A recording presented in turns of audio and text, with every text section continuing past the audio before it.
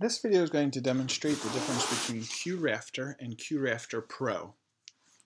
Not many differences for $2.99. QRafter is all the way down in the bottom systems tray in blue, and the QRafter Pro is in red. The two differences is for $2.99 you can have ad-free with the QRafter Pro. So there would be no ads when you initially scan a QR code, when you are using the app to create a QR code. And the other option for the paid version is to take all of your history of the QR codes and send that in a CVS file, which is an Excel file, to an email address. So the history and ads, is it really worth $2.99? Probably not, but I got the QRafter for free, Pro for free at one point. So I'm going to open up QRafter for you and show you what it looks like. Here it is, and in the bottom there are 4 different options. I can go to the scan feature, and that's where I scan with my camera. So when I want to scan a QR code, I simply take and click on Scan with Camera. It's going to ask for access. Now it's going to look for my QR code. So there's my QR code in view.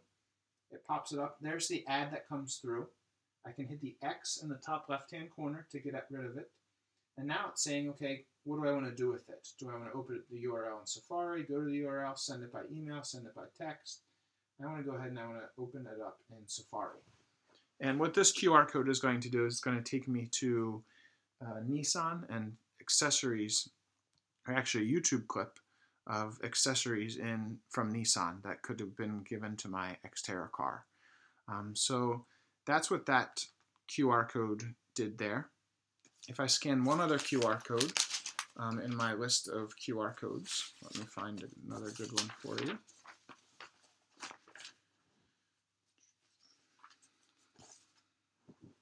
Here's another QR code.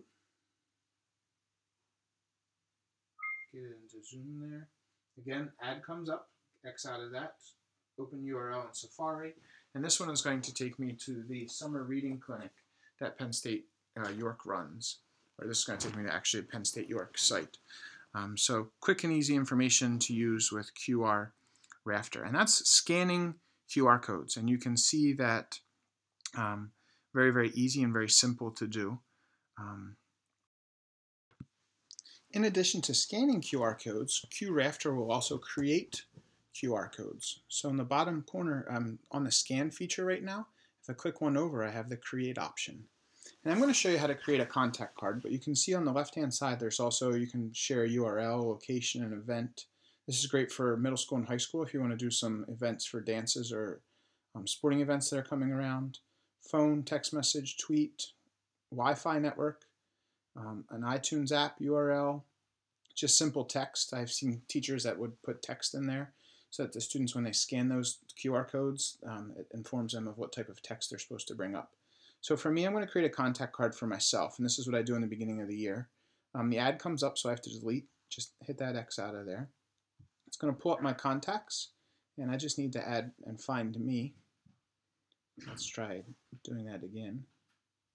Let's try finding Eric. There we go. So now this is going to pull up all my information. I do not want to share my phone number with my parents. I do not want to share my personal email with my parents, but I will share everything else. And then I hit create.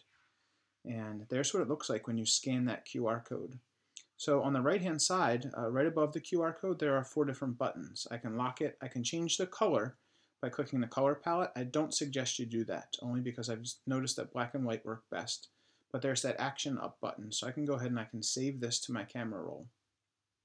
And once I've saved that to my camera roll, then I can open up Keynote, which is an app we'll go over later. But Keynote's a very powerful presentation app. And here's Keynote, and I can hit the plus button here, and I can find that QR code, which is right here, and then I put this, I make that a little bit smaller, but not too small, and I tell my parents, scan with a QR reader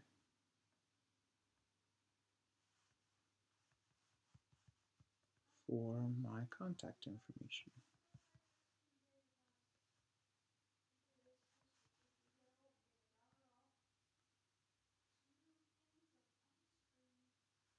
And make that a little bit smaller. pull this down a little bit, and now I have this up on my bulletin board or up on my presentation or my projector. When my parents come in for back to school night, they can then scan that, and great. So that is up there and everything is ready, and that is how we're going to use